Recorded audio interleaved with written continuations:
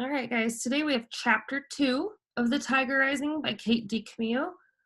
Please follow along as I read. And just remember, we're working on reading intensely. So, really focusing in on those details, stopping if we don't understand something, finding the flow in our book. So, as I read to you, if you want to have your writing notebook out to take some, your reading notebook out to take some notes, that'd be a really good idea. We're shooting for about 4 notes per chapter or so. So this is anything that surprised you, anything that you have questions about, anything that makes you wonder. Maybe this is a connection you have. Maybe there's something that Rob is going through that you've gone through. But be prepared to just take your notes. You can kind of listen as I read. And if you want to take your notes as I read to you and kind of pause along the way, that's probably a really good idea. But just come out of this with like 4 possible ideas you want to talk about.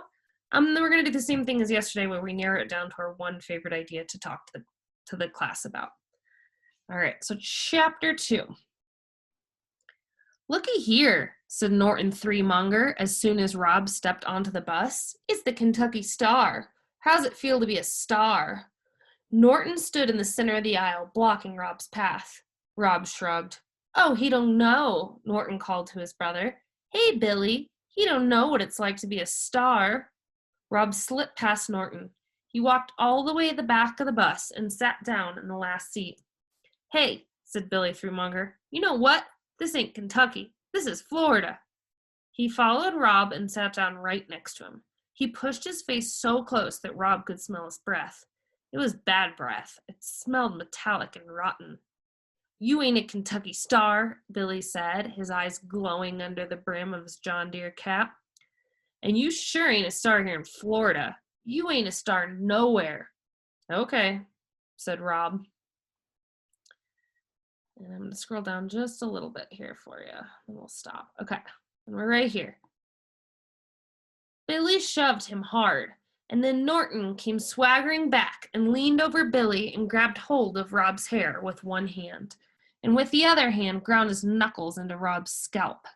Rob sat there and took it. If he fought back, it lasted longer. If he didn't fight back, sometimes they got bored and left him alone. They were the only 3 kids on the bus until it got into town, and Mr. Nelson, the driver, pretended like he didn't know what was going on. He drove staring straight ahead, whistling songs that didn't have any melody. Rob was on his own, and he knew it. "He's got the creeping crud all over him," said Billy. He pointed at Rob's legs. "Look," he said to Norton, "ain't it gross?" "Uh-huh," said Norton. He was concentrating on grinding his knuckles into Rob's head. It hurt, but Rob didn't cry. He never cried. He was a pro at not crying. He was the best not crier in the world. It drove Norton and Billy Threemonger wild. And today, Rob had the extra power of the tiger. All he had to do was think about it, and he knew there was no way he would cry. Not ever. They were still out in the country, only halfway into town, when the bus lurched to a stop.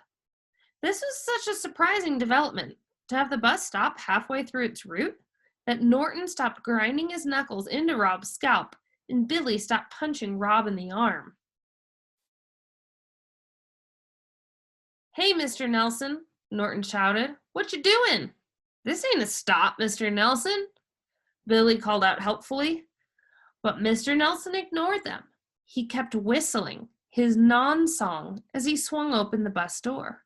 And while Norton and Billy and Rob watched, open-mouthed and silent, a girl with yellow hair and a pink lacy dress walked up the steps and onto the bus.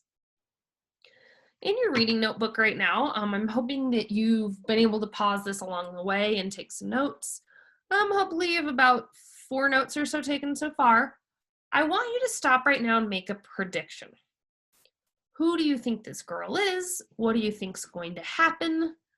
Is this going to change anything with Rob and the bullies? She's a girl with yellow hair and a pink lacy dress. What do you predict about her? So take a quick second, stop. So hopefully your notebook from today, you should have titled it Chapter 2. Yesterday was Chapter 1. And you've taken some notes as I read, anything that surprised you, jumped out at you, you connected with. And then also now you're going to have your prediction. We will be sharing our predictions later in afternoon meetings, so please have this done before then.